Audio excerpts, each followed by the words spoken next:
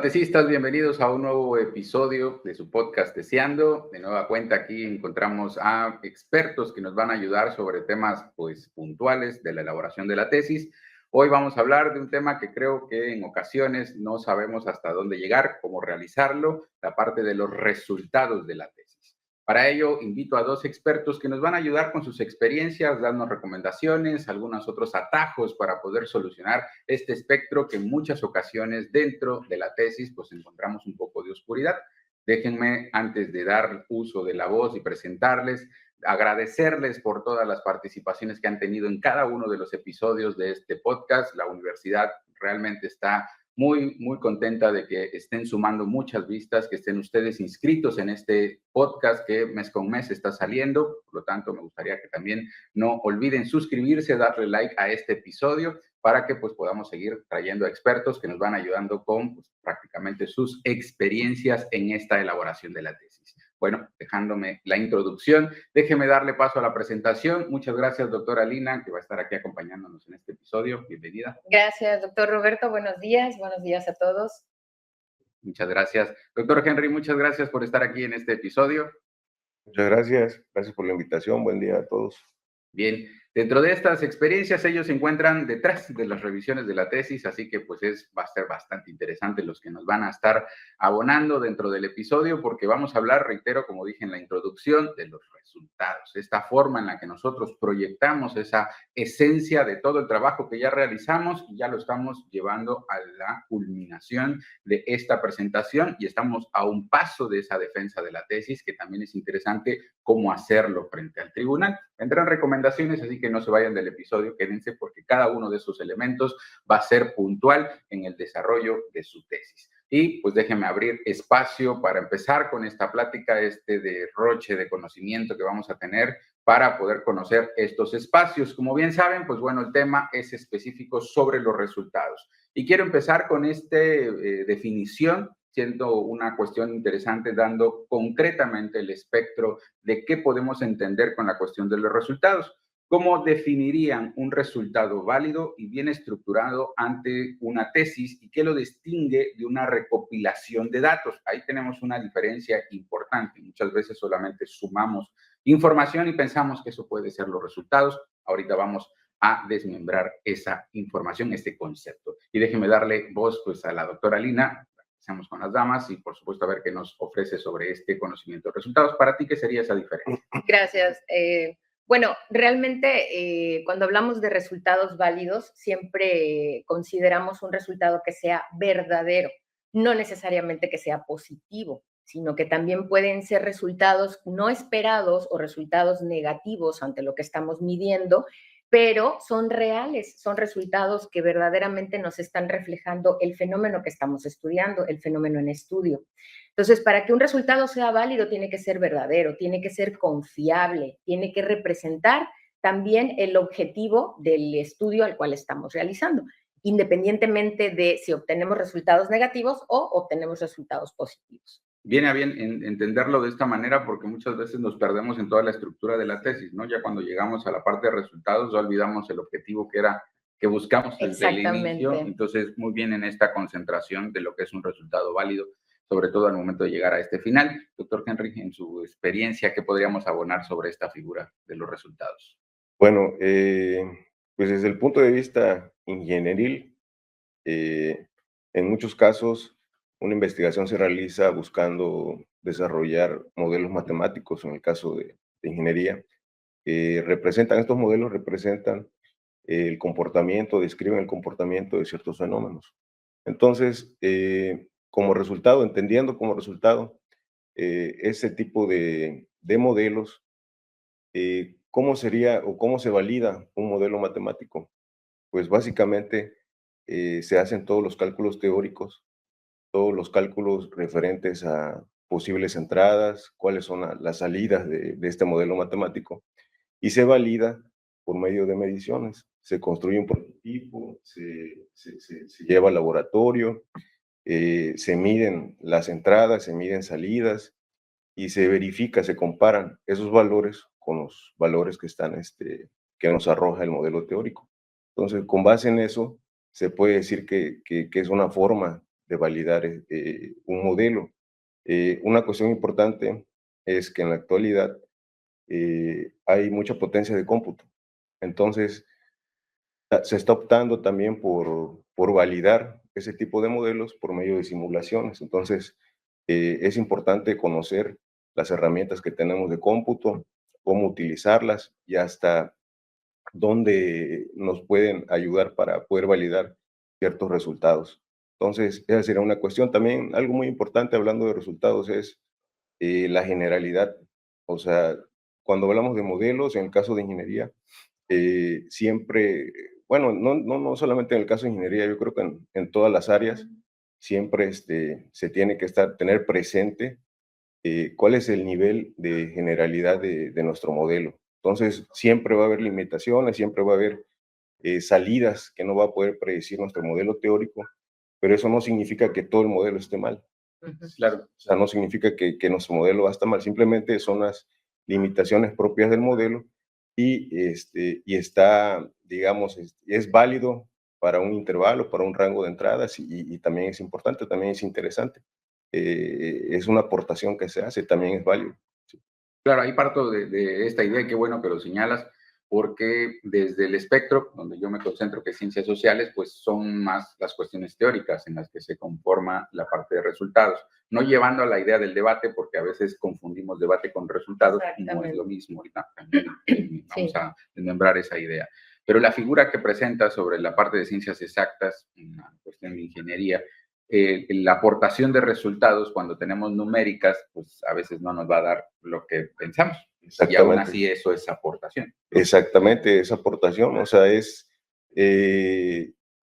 digamos que un modelo pues busca predecir, ¿no? O sea, que exactamente la idea es que entre más general sea, mejor. Pero siempre va a haber limitaciones. Es un modelo, es nada más una representación limitada de la realidad. Entonces, para ciertos valores que se comparen con los valores medidos y que sean correctos, que sean los mismos, pues nuestro modelo para esos valores va a ser válido. Cuando los valores difieren, son diferentes, ya nuestro modelo empieza a mostrar sus carencias, ¿no? Pero digo, ese es el reto, tratar, en ingeniería ese es el reto, tratar en muchos casos, no solamente en ingeniería, es uno de los retos tratar de generalizar lo mayor posible el modelo que representa la realidad de cierto fenómeno, porque en ingeniería es importante, ¿por qué? Porque cómo uno desarrolla soluciones, cómo uno desarrolla una solución a una problemática ingenieril, pues partes de un modelo, entendiendo cómo se relacionan las variables, de qué forma, cuáles son los valores que pueden tomar, etcétera. Entonces, eso es algo muy importante y, y aprovechar en la actualidad la potencia de cómputo. O sea, hay muchos paquetes, mucho software que se pueden utilizar y que ya no, digamos, ya no se considera como una limitación el tener un laboratorio para poder hacer mediciones. Ya los software te permiten, tienen muchas capacidades, entonces se puede optar por validar ese tipo de modelos por medio de simulaciones. Entonces, esa sería una buena opción. Me lleva a concretar a lo mejor algo que puede salir un poquito de la línea que traemos, pero muchas veces los estudiantes tiran siempre a que tiene que darles positivos y me refiero a la hipótesis, ¿no? Muchas ocasiones la tengo que comprobar forzosamente y tiene que salir positiva, pero aquí con lo que menciona el doctor, nos lleva a esta idea, no sé si me siguen en esta cuestión, que a lo mejor nos va a dar una hipótesis negativa, nula. Sí. En ese sentido, pues tampoco asustarnos de que todo el estudio esté tirado, sino que obviamente es una aportación científica. De esto, ¿qué piensas en esta figura? Sí, como dije al principio, realmente el poder reproducir un fenómeno nos puede llevar hacia resultados positivos y hacia resultados no tan positivos. Y mayormente los estudiantes se asustan cuando no tenemos esos resultados positivos, ¿no? Porque piensan que hicieron algo mal o que no llegaron a lo esperado. Pero también estamos hablando de reproducir un fenómeno. Entonces puede ser que esa problemática o esa situación que queremos reproducir no salga como la estamos planeando o no lleguemos al objetivo que teníamos pensado. Entonces en ese momento validamos una hipótesis negativa que también es válida porque es un resultado real, es algo que también estamos obteniendo. Y tratar de que esta reproducción que son lo más apegado a la realidad, ya sea positiva o negativa, no nos cambie el esquema o el objetivo general para el cual estamos planteando. Sí vale reacomodar o reafirmar, más no pensar que ya hicimos mal todo el trabajo de la tesis, ¿no? Porque llegar al resultado nos puede hacer pensar esto, ¿no? Ya equivoqué la tesis o me fui por otro camino que no era el correcto. Y esto se ve en la defensa, ¿no? Que aquí es donde Claro, los más nerviosos claro, al momento de sí, claro, no claro. aportar la parte nula. Pero se bueno, nota mucho. ahí lo tienen. El tema, la figura es que pues quizás no nos vaya a dar la cuestión que buscamos, tener tranquilidad, porque aún así es una aportación científica, sino encontrar una vía que no es la correcta, es una aportación científica, entonces no centrarnos en eso y platíquenlo con su director de tesis, que a lo mejor también les dará esta misma cuestión para que puedan entender. Bueno, abriendo sobre esta condición, dentro de su experiencia profesional de ambos, ¿cuáles serían esos errores comunes que cometen los tesistas al momento de estar dentro de este rollo? ¿Qué pueden ustedes aportar, que puedan ellos ir disminuyendo sobre los errores que pueden cometer al momento de presentar los resultados? Uno de los errores que yo he notado muy típicos es precisamente cuando tenemos estos resultados que no llegan al objetivo planteado. Entonces empiezan a modificar datos, empiezan a maquillar, digamos, coloquialmente, empiezan a maquillar datos, empiezan a modificar datos con tal de obtener ese resultado positivo que habían planteado desde el principio. Lo cual es incorrecto porque entonces ya estamos dando un esquema no real al resultado que verdaderamente era.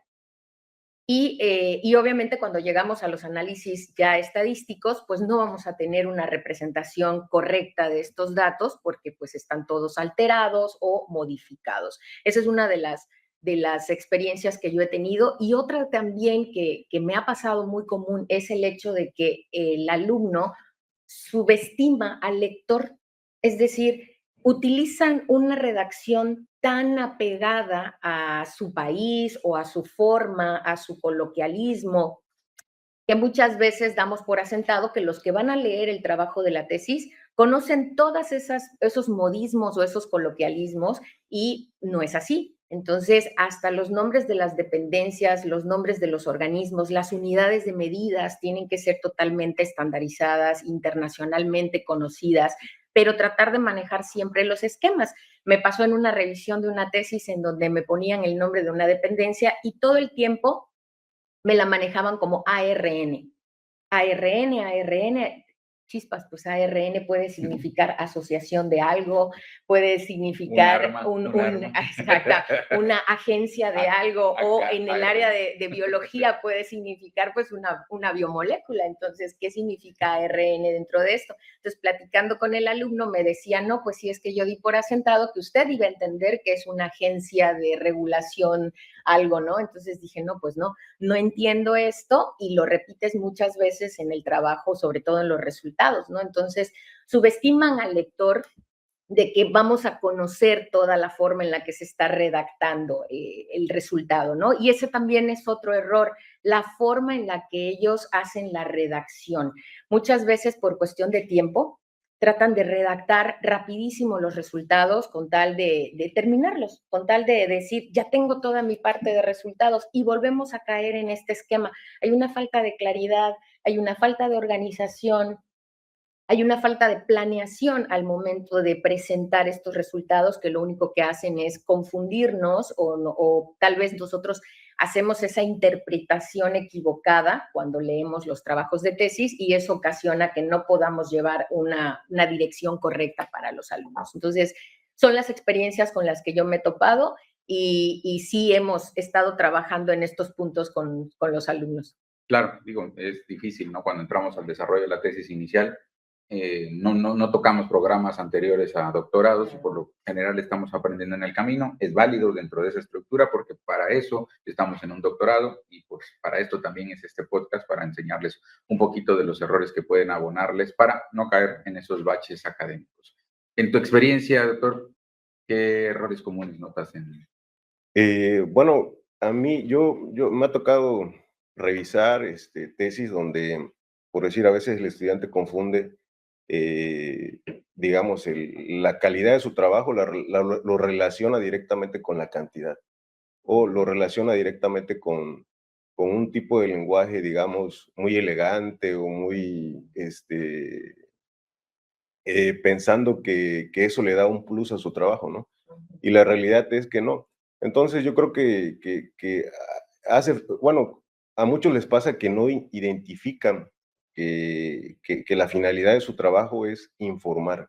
O sea, no es generar ni emociones, ni se basa en la cantidad de hojas que tenga su trabajo. O sea, la calidad de su trabajo se basa o se fundamenta en qué tan clara, en qué tan sustentada, en eh, qué tan objetiva podría ser en el caso de ingeniería, se presenta esa información, ¿no? Siempre también una cuestión que a veces se pasa y es muy importante, es que ellos tienen que pensar también en el momento que están redactando no solamente la tesis, no solamente los resultados, sino toda la tesis en general, es que va a haber un usuario de esa tesis, de ese trabajo, va a haber o sea, en el futuro va a haber un usuario, lo que decía la doctora, ¿no? Y ese usuario, pues tiene que entender con claridad la información, o sea, en el futuro esa tesis se va a considerar una fuente de información. Claro. Entonces, tiene que ser lo menos ambiguo, lo más claro posible, siempre tener presente que el conocimiento se transmite, se comunica a través de afirmaciones, ¿no? De proposiciones, siempre tener presente que toda esta información pues se caracteriza o adquiere un valor de verdad o de falsedad. Entonces, ese tipo de cuestiones yo creo que los podría ayudar al momento de redactar su trabajo.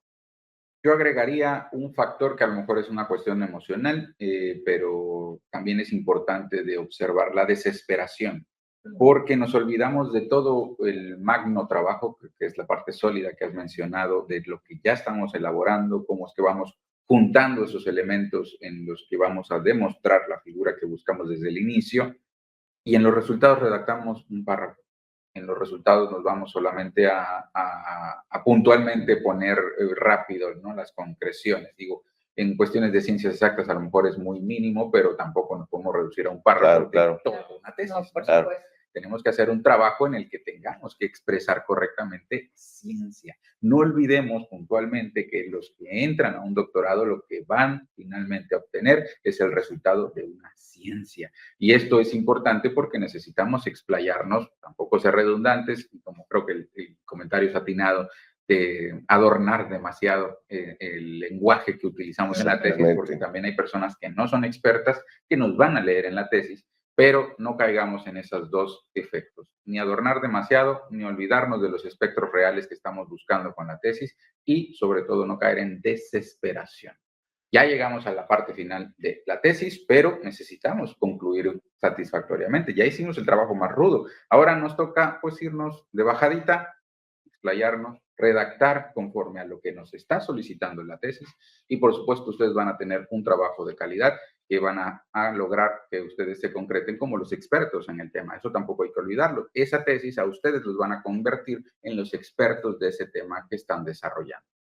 Para que vayan anotando, esto es bastante puntual. Les decía que el capítulo iba a ser bastante interesante porque ya están en ese final, reitero, estamos en los resultados de la tesis.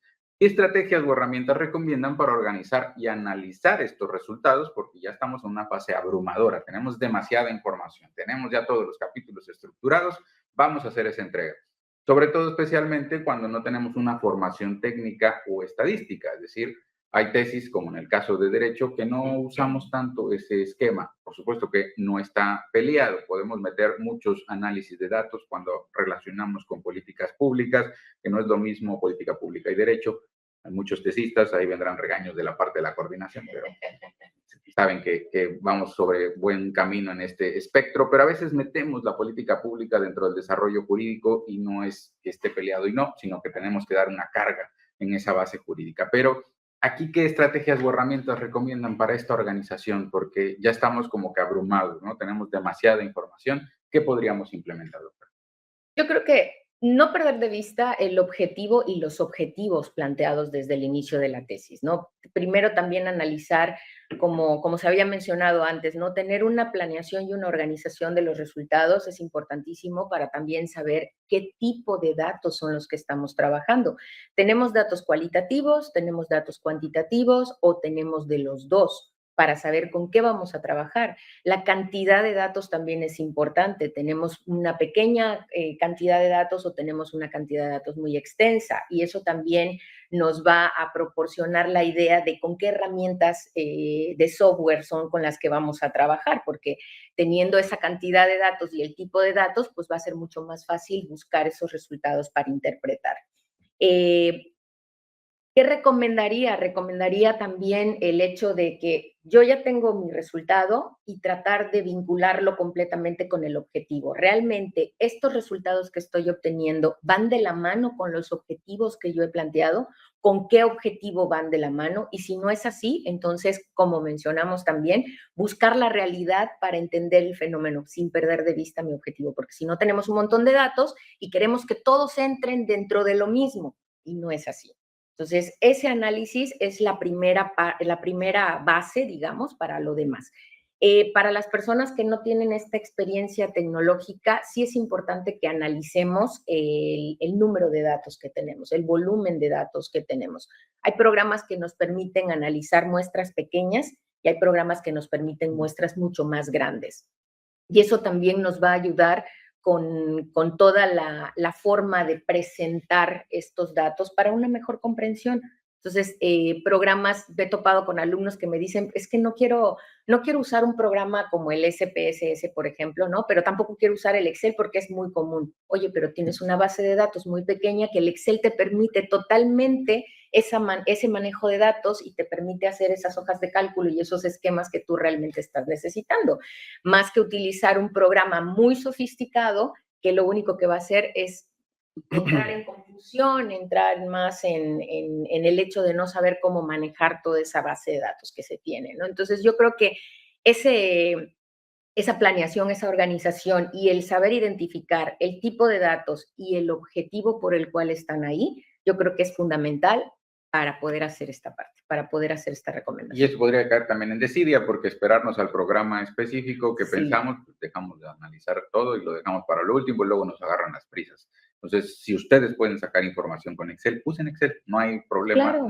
nadie les va a señalar de que Estamos usando una hoja de cálculo como Excel, ¿no? O sobre tesis. todo, o también, ¿no? Hacer un poquito de tiempo, como bien mencionabas, no caer en la desesperación de agarrar el primer programa estadístico que yo tenga, sino que hacernos un poquito de tiempo también para analizar con qué cuento, con qué herramientas de software tengo, qué tengo a la mano, ¿no? Porque a veces también, necesito una que es de mucho costo, que no es de formato libre, sino necesito pagar para...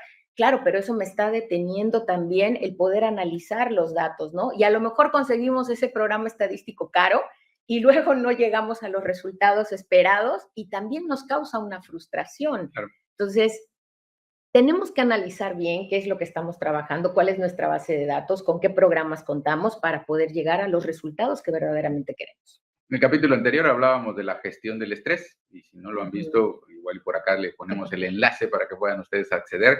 Y hoy estamos tocando el tema de la gestión del tiempo, porque también Sí. está inmerso en este desarrollo el cómo tenemos que organizarnos en la tesis. No va a ser sencillo, no solo es escribir, en algunas podemos abundar sobre esta acción, pero es importante gestionar el tiempo en el desarrollo de la tesis.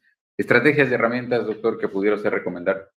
Bueno, pues depende mucho también del tipo de datos, ¿no? Como bien dice la doctora, depende de la cantidad de datos. Yo creo que en la actualidad pues ya hay mucho software que tal vez si uno requiere un tipo de procesamiento muy básico, de forma gratuita y automáticamente te lo pueden hacer. Y bueno, también si no es necesario realizar algún tipo de proceso estadístico, también pues yo creo que el primer paso en cualquier tipo de datos sería una clasificación, una categorización de los datos, ¿no? Que permita identificar por ahí pues algunos patrones, alguna información relevante, ¿no? Yo creo que ese sería un primer paso, una buena categorización, organización y clasificación de los datos. Sería un primer paso desde mi punto de para vista. poder hacer estrategia. Ajá, para poder. Esto me conecta con la forma en la que vamos a no olvidarnos de las otras secciones de la tesis. Reitero, cuando llegamos a resultados, ya pensamos que vamos a concluir, ya quiero que la comisión académica me revise, entonces, como sea que salgan los resultados, pero muchas veces nos olvidamos de conectar con los otros eslabones de la tesis. Creo que esto pasa, y aquí meto la idea y la pregunta, porque la tesis lleva un espectro abrumador de palabras y letras y nos olvidamos del objetivo y de la pregunta de investigación.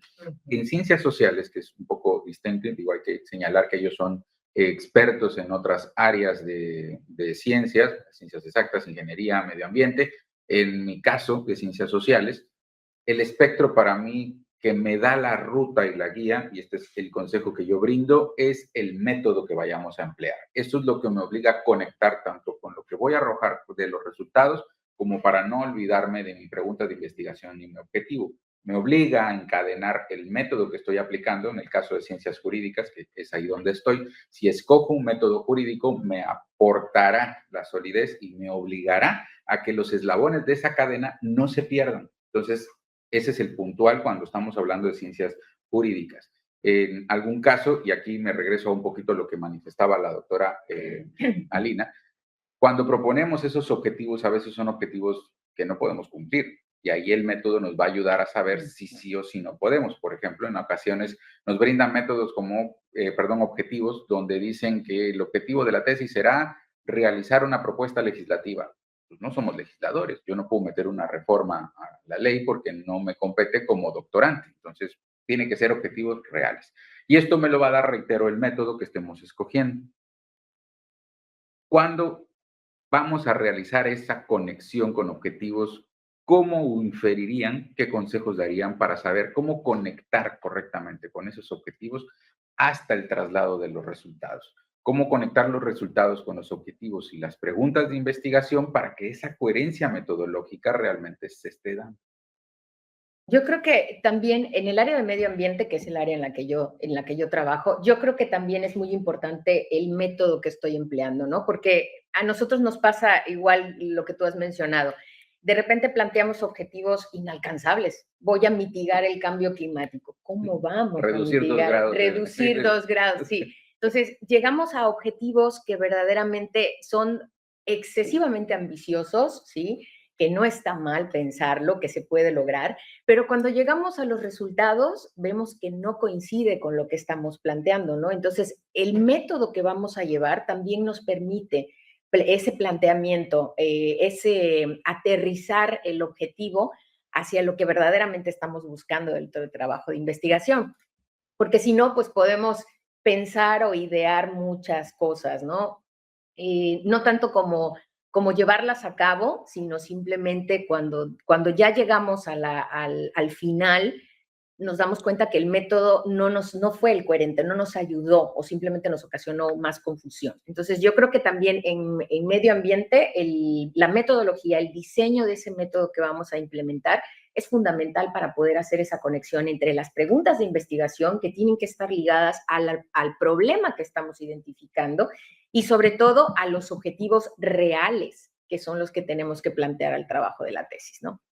Entonces, yo creo que en el caso de medio ambiente estamos igual que en sociales. La parte del método va a ser la estrategia. En Sí. cuestiones de ingeniería. Bueno, en cuestiones de ingeniería, yo considero que es un tanto diferente en el sentido de que tal vez uno en el protocolo de investigación plantee o presente, ¿no? Ciertos objetivos, cierta justificación. Bueno, y durante el desarrollo del trabajo, durante el desarrollo de la investigación, se encuentren patrones, resultados, se encuentren tal vez otros aspectos que no se esperaban en el protocolo, de cierta forma, o no se esperaban encontrar, y que pues son importantes, ¿no? Ha habido ocasiones donde la investigación se encamina hacia una dirección y termina encontrando resultados importantes sobre otras. Claro. Entonces, eso es muy importante también, o sea, no, tiene que haber siempre una cierta flexibilidad, no, el hecho de cuando estructuramos nuestro protocolo, bueno, al menos en ingeniería, desde mi punto de vista, a todos los posibles alternativas, todos los posibles caminos, ¿no? Que puede seguir la investigación y, y pues estar atento a hacer un análisis adecuado, correcto y identificar. Y en cualquier momento yo creo que se puede hacer como un tipo de retroalimentación, digamos, y modificar tal vez los objetivos iniciales del trabajo, hacer una ligera modificación, adecuarlos mejor. Claro. Claro.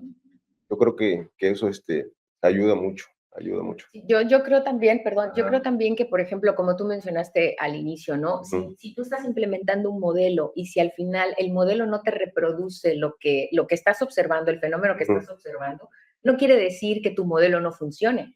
Sino estamos hablando de que tu resultado te llevó hacia otra ruta, hacia otro camino. Entonces, ahí es donde es válido lo que tú mencionas, ¿no? Hacer una reestructuración y es posible tal vez hacer esa reestructuración de los objetivos iniciales con lo que estamos obteniendo, ¿no? Y eso ocurre también en la parte de medio ambiente, porque como te mencionaba, planteamos objetivos muy ambiciosos y cuando llegamos al fenómeno final nos damos cuenta de que no hicimos ni la primera parte de lo que queríamos plantear. Entonces, ahí hacemos esa reestructuración que tú mencionabas. Exactamente. Sí, es muy válido mantenerlo en línea, ¿no? También con el resultado. Claro. Iba sobre este comentario que tú mencionabas al inicio, cuando cada una de las áreas son diferentes.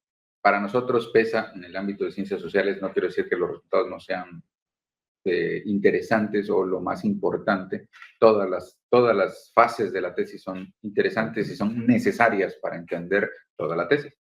Pero por áreas de conocimiento y demás, en ingeniería noto, no sé, ahí tú me quitarás la vela de la ignorancia, perdón, el velo de la ignorancia, noto que son más importantes los resultados.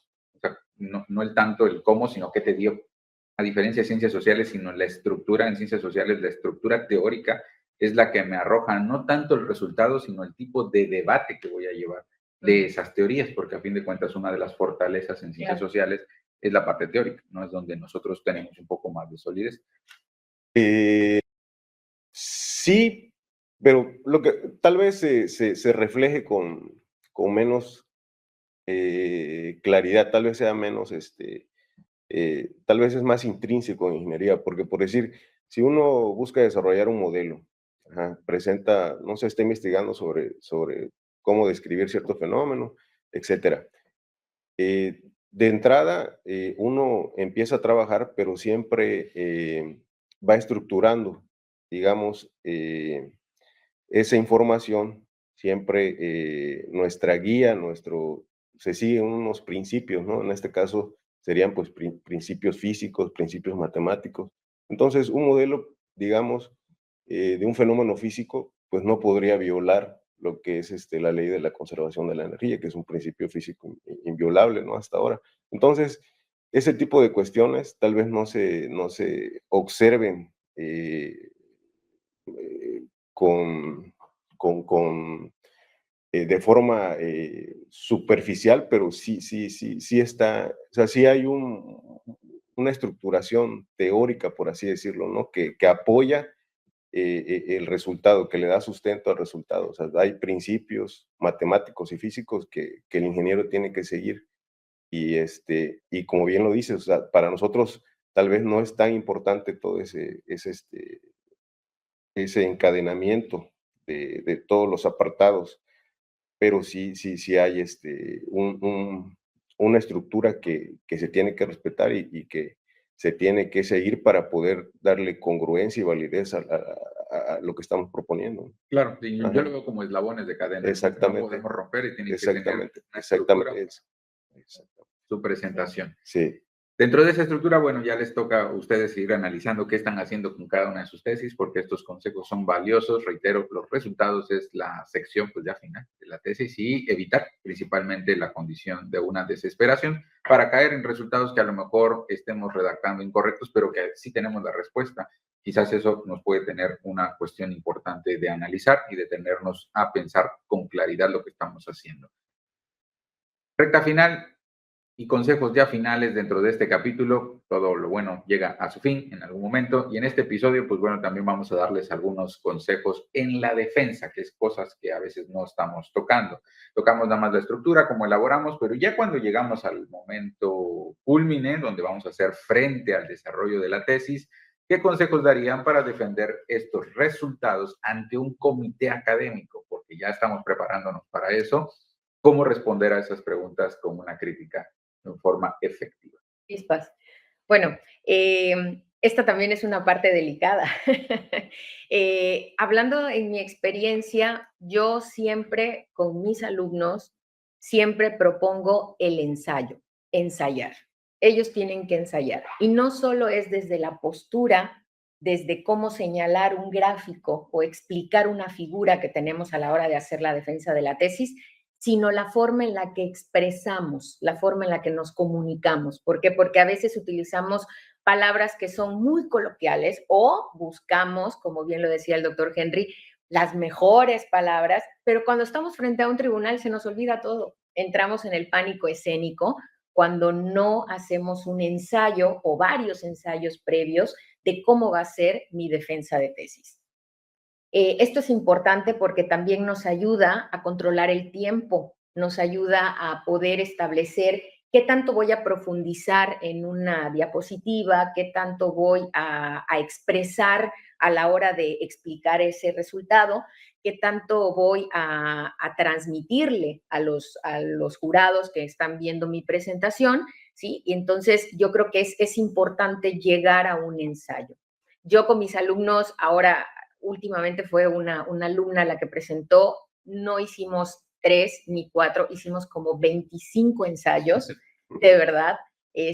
No porque el alumno no pudiera, sino porque buscábamos verdaderamente hacer una buena presentación, una buena defensa. Nos tocan alumnos que a veces se ponen muy nerviosos al momento de hablar, se bloquean, ¿sí? Y nos pasa a todos, porque me ha pasado a mí también, al momento de hacer una exposición nos bloqueamos y tratamos con el alumno a través de esos ensayos, de perder ese miedo, de perder ese pánico, de manifestarles, y yo siempre les digo, tú eres el que hizo la película, solo quiero que me la cuentes, ¿sí? Entonces, Claro. porque a veces se quedan con la idea de que lo tienen que decir exactamente como viene en la tesis. No, es explicármelo, cuéntame la película, ¿sí? Entonces, esos ensayos nos ayudan a soltarnos un poquito para que verdaderamente cuando lleguemos ante el tribunal no sintamos ese pánico escénico, no tratemos de buscar las palabras que puse en la tesis y tenga más soltura al momento de hablar.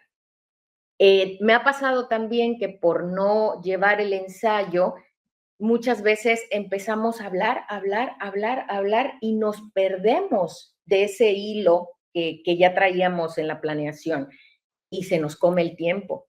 Entonces, no podemos hacer una buena representación de resultados porque me quedé en toda la explicación del contexto y cuando llego a los resultados, paso los resultados rapidísimo y entonces doy pauta para que los evaluadores pues se queden con muchas dudas. No hago una explicación correcta de mis resultados, las imágenes o las figuras las vamos pasando de volada y entonces perdemos esa idea también, ¿no? Entonces, yo creo que es importante ensayar, que el alumno se sienta cómodo al momento de llegar al examen, que la disertación sea prácticamente contarnos qué fue lo que pasó durante todo el proceso. ¿Tuviste problemas con tu método? Sí, es válido también decirlo. ¿Tuvimos problemas cuando obtuvimos resultados que no eran los que esperábamos? Es válido también decirlo, no llegar y pensar que todo es perfección.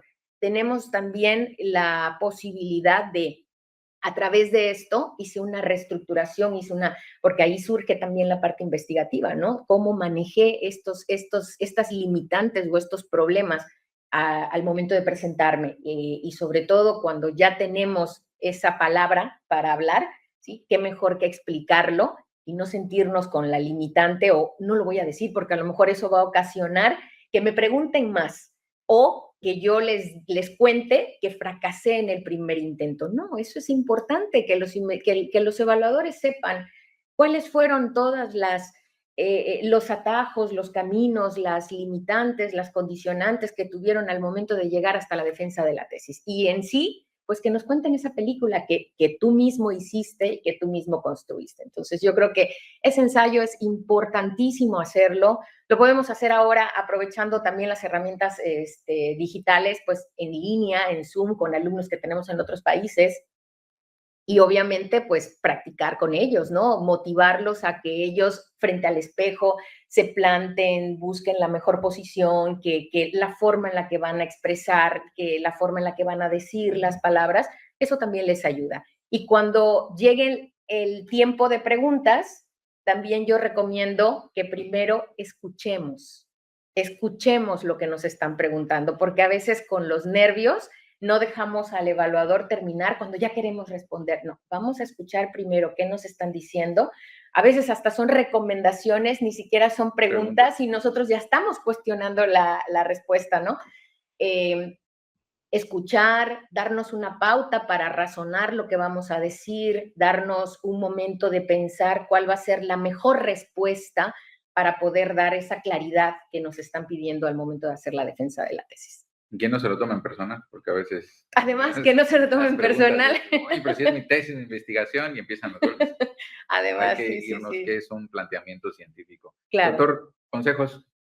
Pues, además de lo que comentaba la doctora, yo creo que sería un buen ejercicio, es prácticamente lo mismo, sería hacer un ejercicio, ¿no? De cuáles son las limitaciones, digamos, de nuestro trabajo, de nuestros resultados, o sea, tener bien claro cuáles son nuestras limitaciones para cuando no, porque por lo regular la pregunta obligatoria es cuál es la aportación del trabajo de investigación, ¿no? Entonces tienen que tener bien claro cuál es la aportación de su trabajo, cuáles son las limitaciones. También por ahí, aparte de practicar, pueden ellos generar un conjunto de preguntas, ¿no? Pensando de posibles preguntas y que las respondan, hacer el ejercicio de responderlas para llegar lo mejor preparados a su presentación y que se sientan con una confianza, ¿no? Y seguridad para... El desarrollo de su investigación. Sí. Yo sería un poco más, quizás, incisivo. Hagan su tesis, porque de eso depende que las preguntas que les realicen, pues también las puedan abordar con esta confianza y esta solidez al momento de cualquier escenario que les pregunten. Entendamos que, pues bueno, el desarrollo ante el comité que nos va a estar preguntando, pues son preguntas que no sabemos qué nos van a decir. Habrá apoyo, otros no serán tan amigables. Hay muchos fantasmas que rodean el momento de la defensa y se quedan en ese espectro, ser fantasma nada más, porque luego resulta que todo es miel sobre hojuelas y no es tan drástico el escenario del desarrollo de esta figura de la tesis al momento de estarnos graduando o estar defendiendo la tesis, que es como que pues, el momento más caótico. Y creo que también hacerles la recomendación de que el momento en el que ustedes ya van a defender la tesis, creérsela como tal, que hicieron una investigación sólida y que están defendiendo algo que es un trabajo de vida. Porque ustedes, reitero, como dije al inicio, se van a convertir en los especialistas de ese tema y si no se la creen, pues van a defender con una debilidad que pues no van a darle ninguna credibilidad al comité. Entonces, a partir de ese momento, ustedes ya son investigadores sólidos y, por supuesto, en la defensa van a llegar con esta condición de espectros importantes. Pues bueno, me resta más que decirles comentarios finales para cerrar este capítulo ya antes de que yo cierre y nos vayamos tristemente de este episodio.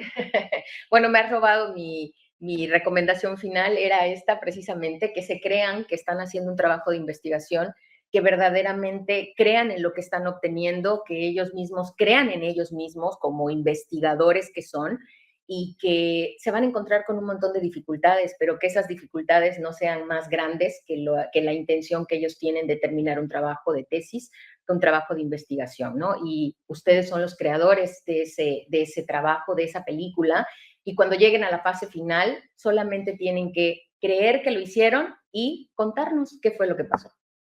Mi recomendación. Perfecto. Doctor, ¿recomendaciones finales? Bueno, yo creo que, como bien lo dicen, creérsela y también yo creo que por ahí, pues usar la imaginación, ¿no? Creer en el potencial que tenemos, usar la imaginación, probar muchas ideas, esa curiosidad que uno tiene, tratar de llevarla al máximo, siempre ser una persona que se cuestiona cualquier fenómeno. Entonces esa sería la recomendación, ¿no? Seguir seguir creer en uno, creer en sus ideas y usar la imaginación, o sea, trabajar en las ideas que van surgiendo. Perfecto. Pues, queridos tesistas, ahí lo tienen. Me resta más que agradecerles por todos los views que nos han dejado en estos capítulos de Teseando. Seguiremos en más episodios en este esquema, en estas figuras. Espero que nos sigan sintonizando. Suscríbanse al canal porque siempre hay cuestiones importantes, novedosas en cada una de las semanas. Vienen elementos importantes que ustedes van a tener a su disposición en el canal de YouTube para que esta comunidad científica siga creciendo. Así que espero verlos por aquí en estas suscripciones. Nos seguiremos viendo en un episodio más. Recuerden que pues la elaboración de tesis lleva esfuerzo, pero realmente vale la pena. Agradecerles a ustedes, agradecerle a la producción, que sin ellos no pudiera ser real toda esta figura que estamos llevando hasta sus pantallas. Y bueno, nos seguiremos viendo en otra cápsula de su podcast Teseando. Hasta pronto.